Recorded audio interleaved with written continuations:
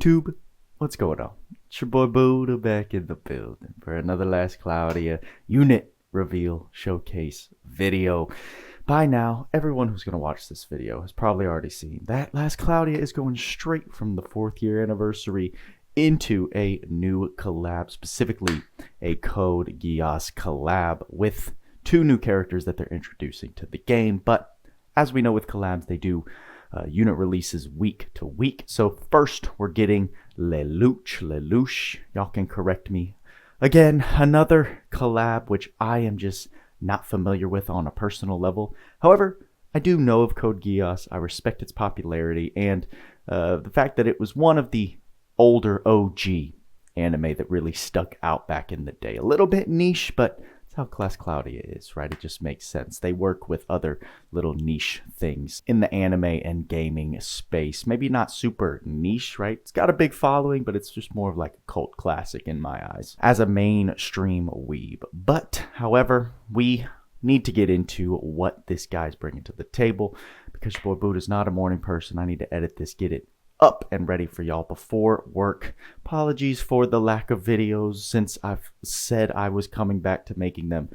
Like I said, your boy Buddha's just not a morning person, and to get up extra every day when there's not something just easy or pressing to make like this, it's been a bit of a challenge. So we're still in that adjustment period. But thank you all for bearing with me. Thank you for the incredible support on the last couple videos that I've put out.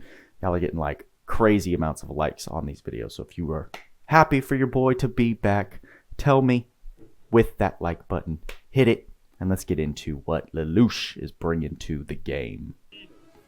Woohoo! Okay, Lelouch is the main character on the screen right now, but I don't think anyone else who appreciates a waifu is looking at him. Am I the only one? We've got that S1 super slow, 7 hits. S2 is 13. And his S3, 18 hits. Then we've got We Are the Black Knights being his special move. The sprites, y'all. I mean, come on. I'm going to be honest. I rarely have ever thought about checking out something when Last Cloudia introduces a collab that I'm not familiar with. But just based on those sprites and some CC alone, I'm thinking about checking out this anime. But after we talk about traits. So first one right here being Druid System. Physical attack damage plus 40%, damage cap plus 12,000. Special damage plus 60%, and damage cap plus 25,000. So a little more emphasis on the special immediately. When equipped, with only one weapon, physical attack damage cap plus 29,000 instead. So it's not 29 plus 12. That would have been cool, but it's 29,000 instead of 12,000. If remaining MP at least equals 10, physical and magic damage taken minus 40%. That's quite a nice debuff to damage taken. When cutting damage taken, chance to use the 10 MP. And the cutting effect only activates when at least 10 MP remains. So it's not always going to use 10 MP, but you want to make sure that this guy has some MP when it is going to take that away. Then we've got trait 2, 0. Regularly check for allies near death. If any are found, give all allies defensive formation buff. If none are found, give attack formation buff. And if the defense buff is active, gradually restore HP, defense plus 25%, and damage taken minus 20%. All damage taken decrease modifiers are incredible, so that's nice.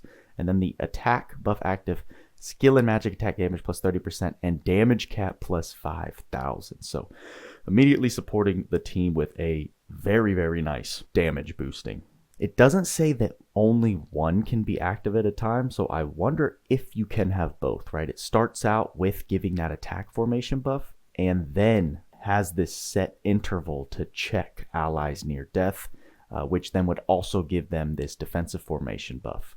And wondering if that's a temporary thing, if it kind of refreshes every time it checks and also expires as a buff, but that's all stuff that we'll see in game. But pretty cool, not mad at it. Love characters with utility in terms of supporting the team. Then we've got the descriptions to the abilities that we saw the animations toward. Skill 1, Wallow in Remorse, is a frontal, medium area, mid-range dart combo attack. And we've got skill 2, That's Far Enough, frontal long range dart combo attack. As well as skill 3, I Can't Turn Back, Levitate, for a targeted wide area long range dark combo attack. Just so crazy dope. The way that this mech just floats in the air and launches this laser beam onto the ground for an AoE. I mean, the animation's top tier right now. And then the special We Are the Black Knights, powerful dark combo attack to all enemies, pretty straightforward. Got me a little hopeful. I mean, obviously I knew beforehand because I spoiled myself in the JP live stream, but the way his trait was worded, Lelouch seemed like he may have been a non-attribute. However, now we know he is a dark attribute unit, so this makes the third dark attribute collab unit we've had in a row, which is a little weird. And then we've got the skill board, which I'll have to get out of the way as I get further down. Immortal Witch, battle start, apply revive effect to unit. No time limit on that. When revived, give a unit physical damage taken minus 35% buff. So that's quite a nice damage reduction upon revive, especially for like arena. Infiltration operation. Battle start, give all enemies an STR and INT minus 20% debuff. Now, had a good time chilling with the boys, the Sassy Cats, as well as Tweaks and his watch party for the reveal info for this collab. Check that out if you haven't. It was a great time. But Tweaks pointed out that this is the first time we've ever had a fast INT debuff. So it would be equivalent to a Blazer and a Lostoma at the battle start. And if you guys don't know yet, especially the newbies out there, once you start getting into tricky end game type of battles, debuffs are so freaking important, and you notice how effective they are when you start using them. So the fact that we now have a unit that inflicts these debuffs without needing to go into the magic menu, activate them, spend 5 to 10 seconds, depending on how fast your fingers are, to actually get those debuffs up and wait for that casting time, it just happens instantly. And if you know me, if you know Tweaks, if you know the meta of this game, saving time is everything. So something like this is super exciting to see. Just more utility on top of this guy's already. It seems like big damage. Then we've got Strategic Warfare Attack. When hitting an attribute weakness with Dark, damage plus 30%, damage cap plus 3,000. Definitely take it. And Strategic Warfare Defend. When close to death, very greatly restore HP, defense plus 100%, and draw less enemy attention. That's once per wave. So plays off of kind of what his trait was showing with that attack and defense formation. Then we've got Grand Aura Phaser. This is castable. It's all allies INT plus 35%. Very suggestive that Lelouch is going to be similar to Nail in the sense where his physical damage scales, his physical and skill damage scales off of INT. A lot of emphasis on INT. But then we've got the skills that we know of already, which let me just skedaddle. Well, let me take that back, because he also has Grand Brave Phaser. I guess because we've never seen Grand Aura Phaser. That's why it's listed as new, but he's also got Grand Brave Phaser. So that's the equivalent to this, but with STR as the stat. So I guess maybe he plays off both.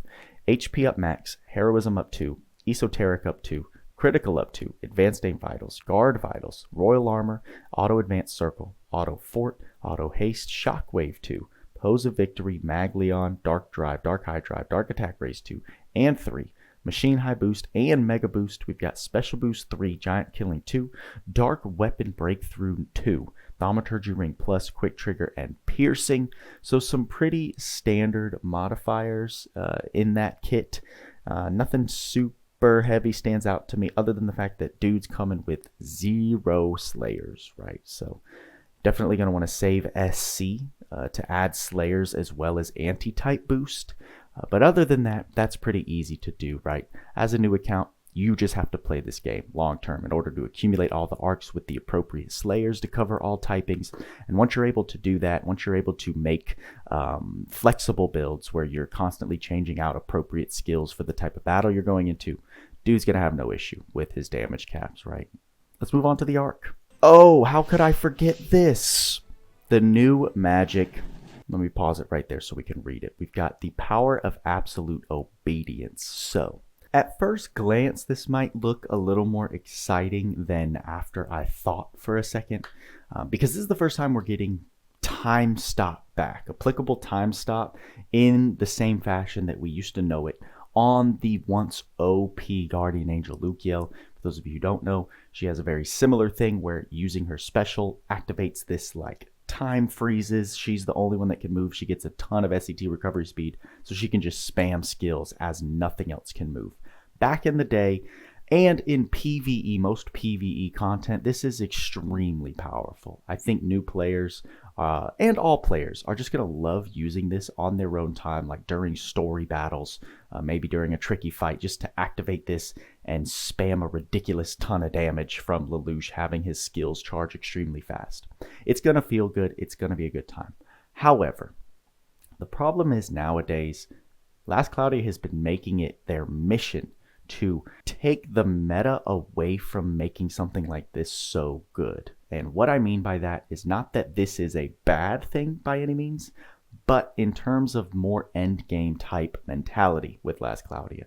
You've got things like multiplayer matches, and you've got the time trials, which is really the only thing you're looking forward to after you get done with all the one-time stuff in LC. So in those areas, which LC continues to expand, right, releasing more multiplayer matches, always having a time trial periodically, they have removed the usefulness of time stop. One, in time trials specifically, because things like this don't actually stop the timer, so it doesn't help your overall clear time, and usually it takes up more time when you do something like this versus when you don't. And thinking about multiplayer, it's typically not in your best interest to lock all of your teammates out of functioning while you're the only one performing. Part of what makes multiplayer like smooth and quick multiplayer matches occur is when you have multiple people bursting down with their DPS versus just one person doing it, like with Lelouch here. And even though this gives you a little extra damage cap, 10,000, it's honestly not a large amount. When you're looking at percentage of that increase to what a single wielder's damage output is looking like, I think in the stream it took Lelouch, a fully maxed out Lelouch, from like mid 60s to 70s, which is not the craziest damage increase to warrant taking 3 other units away from their DPS burst in multiplayer. It's just going to create slower clears. It's going to create for toxic feels in pickup groups during multiplayer lobbies. And so for that reason, I am a little worried about all the new players picking up Lelouch and going into multiplayer, because it's just going to feel bad for everyone who wants to get things done quicker rather than slower. But in like multiplayer matches, I mean, it would be so dope. It would be incredibly broken, and they would never do something in multiplayer where, like, if you activate this, everyone can still move around and just the enemies are frozen. I can't see them doing something like that. But if they did, that would be the only way it could keep it feeling good and actually OP in today's climate, in my opinion. So those are my thoughts there. But pretty cool to see it come back. We're just about like 2 years too late on another unit getting this. You know, it's all right. Okay, the Ark. Order of the Black Knights is an LR. And we've got the trait, Dark Physical Attack Damage plus 35% to enemies with a debuff. Plays off of Lelouch's instacast for that debuff. When the skill Order of the Black Knights is set, STR and defense plus 15%. And we also get physical and magic, as well as special attacks, an anti-machine type effect. Not bad at all. Tweaks pointed out 35% is a pretty fat multiplier to just stick on to dark damage dealers, as well as that anti-machine type effect just being given with this Ark equipped. You know, will work out for any dark physical attackers that want to attack machines, right? If you're taking on a machine boss, if they introduce any tougher machine bosses like Mother or future Lambdas, anything that's machine type. Then we've got the learnable skills. A Shadow Chance is a dark attack damage to enemies in feint or break plus 20%. We see these chance abilities coming in very good return on SC. I think it's like 2 SC, so that's what we're expecting. Combat operations. This is an interesting one. Battle start. If STR at least equals INT, give unit a physical attack damage plus 20% buff. And if STR is less than INT, give unit a magic attack plus 20% buff. Now, I'm pretty positive that these are going to be your standard icons for those buffs. And for those of you who don't know, if a buff icon shares the same icon with like another effect that does something similar, right? So let's say Tinkeely's passive that gives a plus 50% physical attack damage buff when you activate her special. Rather than having both of them, you would just get the one that's more. So in this case, if you had combat operations at the battle start, you'd start with a 20% buff, and then if you activated Tenkili special, it would just replace that with the 50% buff. So you wouldn't get 20 plus 50, it would just be that 30% increase. So expecting it to be standard buffs that get slapped on the unit, but it's another way to access these types of buffs that's pretty rare in this game, separate from other units and buffers that do it and take up entire party slots. Then we've got Order of the Black Knights, which is the skill that is tied to the trait here. As Cloudia's starting to do this, add-on skills that are tied to the trait of the Ark. Not sure how I feel about it personally, but this isn't the worst thing in the world. If at least 2 allies have the skill Order of the Black Knight set, boost skill damage cap, and that goes from 2 allies at 500 to 4 allies at 1500. So not the craziest boost with the numbers that units are putting out nowadays. 1500 doesn't get me super excited, especially depending on how much SC I have to sacrifice on all of my units. But we'll see what the SC cost is. If it's reasonable, that'll be pretty dope for units that still have lower damage caps. So we'll find out. Dark Drive, Machine Shield, and Clothes High Boosts are the other skills to teach. So pretty okay. Not mad at it. And then the AER, we've got the Black Knight's Uniform. This is a cloth type 6-star, and the trait is Dark Attack Damage plus 10%, damage taken from bosses minus 10%. We got stats STR 89, defense 169, MND 117, and a little plus 5 to Dark Attribute Resistance. Now, I wasn't super excited when I saw this, and I'm still not like super excited. This is not a must chase or must pull by any means. But Vember pointed out something interesting, or one of the sassy cats, sorry if I'm forgetting exactly who said it, that this is, at first I was thinking accessory, just, I don't know, but this is a cloth type armor. And it's actually very rare for us to have cloth armor that has some type of damage increase. And then Tweaks also pointed out it's not only just like dark physical damage, it's all dark damage. It's going to affect physical, magic, special, as well as a universal damage taken minus 10% from bosses, which is actually a really, really nice decrease modifier as well. So pretty decent trait for a cloth armor. We don't have many offense boosting cloth armors like this, so very, very good for our dark attackers that are single wielding and want to wear cloth. And there we go, the sick art. You can expect this to be on our phones come Thursday, right above me. That's going to be the home screen for sure when you log in. And that's going to do it, y'all, for Lelouch and company.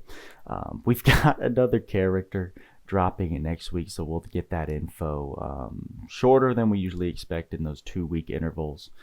You know, Last Cloudia ain't slowing the pace. They're milking all the money right now, getting y'all on the 3 Emperors and then Lelouch, as well as Suzaku right after. And as we know, when they do a brand new collab with only 2 units, there are no freebies, y'all. So if you watched the live stream, you already know, no freebies, no free ticket. You're gonna have to drop your crystals, which I know we all have plenty of after the 4th year anniversary. Sorry, I'll keep the sarcasm at a minimum, but LC's doing what they do, and we're here to provide a little bit of content. Because listen, the Buddha gang, your boy Buddha, Last Cloudia, it's just become what this channel is, and I haven't found a way to break out of it. But with all that being said, I gotta get to editing this video. Let me know what you think in the comments. I'm sure many, many, many, many of you are excited for this collab, so tell me what you're thinking. And y'all know what we say, work hard, play hard. See you in the next video.